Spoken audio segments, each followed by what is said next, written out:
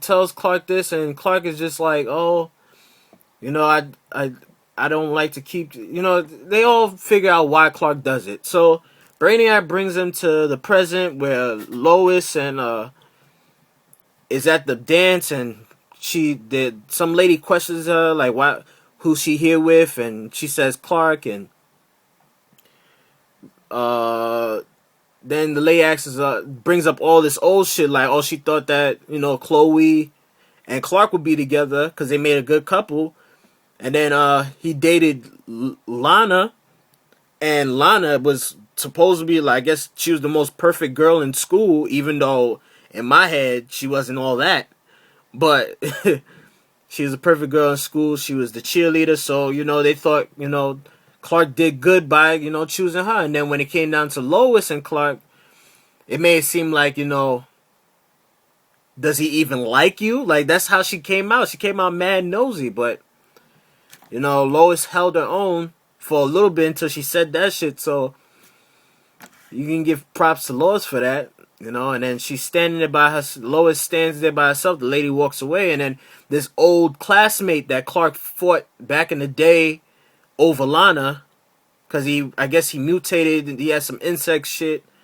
or whatever. Because I seen the episode. That was like probably one like first season episodes, and he came back and he was trying to tell Lana to give Clark a message, but Clark overreacted, wanted to grab the Legion ring, and fucked up whatever he had to, whatever he was supposed to do, and Clark went to the future, which he runs into Lois in the present. So him and Lois are sitting there talking, and he's not noticing like him and Lois are together in the future, and Lois knows his secret, and she puts on the glasses. You know, two people came up to Clark and thought that Clark was Superman. Which, when he had the glasses on, I guess that just everybody guess. I guess nobody knows that, you know, without the glasses, he's Superman. With the glasses, he's Clark. But you know, that's what happened. So two people came up to him and thought he was the Man of Steel, and he just had the glasses on. He's like, I told you that wasn't him. It was some guy from third floor. So Clark is like, what are they talking about? So he meets up with Lois again, and they go up. He thinks he fucking downstairs on the first floor when he's actually like some big shot now on the third floor, and him and Lois sharing the desk upstairs, and you know she knows everything. She's, you know, about the kryptonite. She know everything now, and you know, then he and this is another part that like you know, it blew my mind when she walked him to the elevator, and when she put him in there, I wasn't expecting this, but it just made me feel so good about it. When he put him in the elevator, she was like, not she, but once the elevator doors closed, he didn't notice there was somebody else standing there. And who would have guessed? It was Clark in the future, and he was having a conversation with himself in the future. Like, who knew? Like, Clark present was having a conversation with Clark in the future. And what was he wearing? He was wearing the fucking glasses. Oh my god, this is what I'm talking about. The glasses, the trench coat, the whole nerd look. He had it, and I was so proud of them for putting that shit in there. Like, I was so hyped. After that, I was so hyped. I was already hyped, but that took my hypeness to another level. And now, yeah.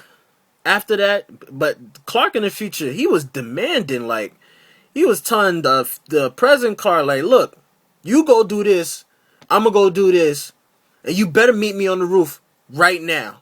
Like, the other Clark was like, I don't take orders. But, you know, it was a funny situation, you know what I'm saying? But I didn't know Clark was going to be that tough.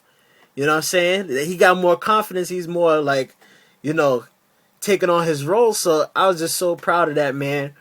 And then he saved the present Clark, saved Lois, and you know, like usual, he saved Lois. Lois still doesn't know that's the present. That's the Clark from the past. And Clark was just loving every minute of this. And he came back to the future. He came back to his present. And saw.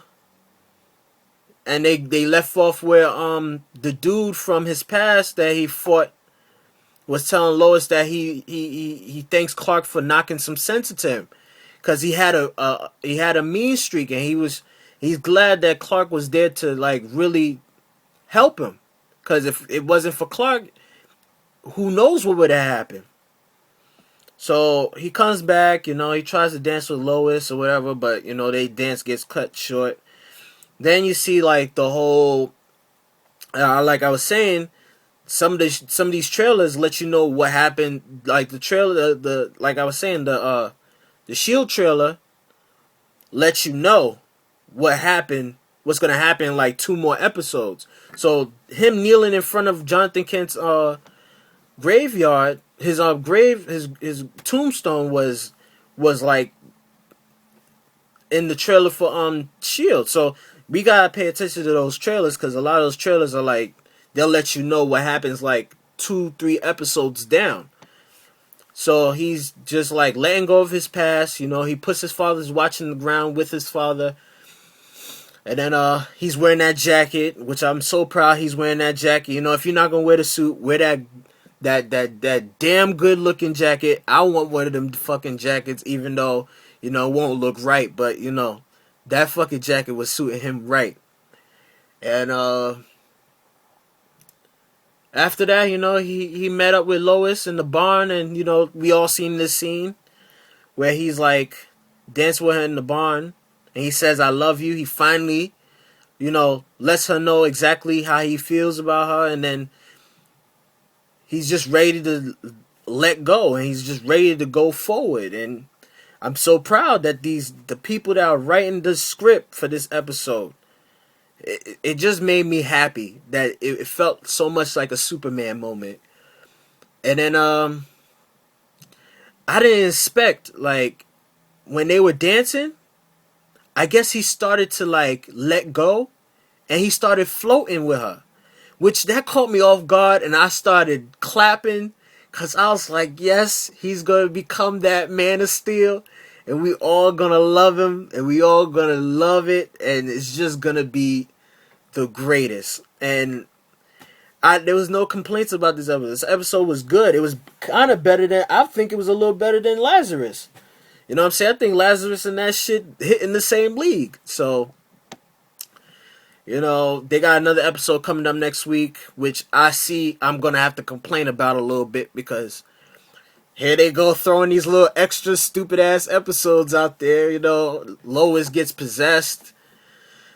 It's going to get crazy, you know what I'm saying? She's going to get possessed or some shit, and Clark try to let her know it's going to get confusing and all crazy, and you're going to understand what I mean. There's a lot of like dumb episodes that they throw out there, but they should be just focused on just the Superman story, and that's it. But they focus on a lot of other shit, and I'll get into that next week. And oh yeah, the Oliver the Oliver thing that made me so proud of Oliver was the fact that he took all that criticism for that little reporter bitch, and then she just sat there. Oliver just let her know, like, I am the fucking hero. All right, you just mind your fucking business. Oliver made me so proud when he did that shit, cause it's like he just sounded real sure. And then when Clark was there, it made the whole scene better, cause he put that little reporter in her place and just let her know, look, that's it. You know what I'm saying? I am the hero. Don't question me. Just let me do my thing. See you next week for another Smallville review. Love this episode. Comment and let me know how you feel about this video. See you next week.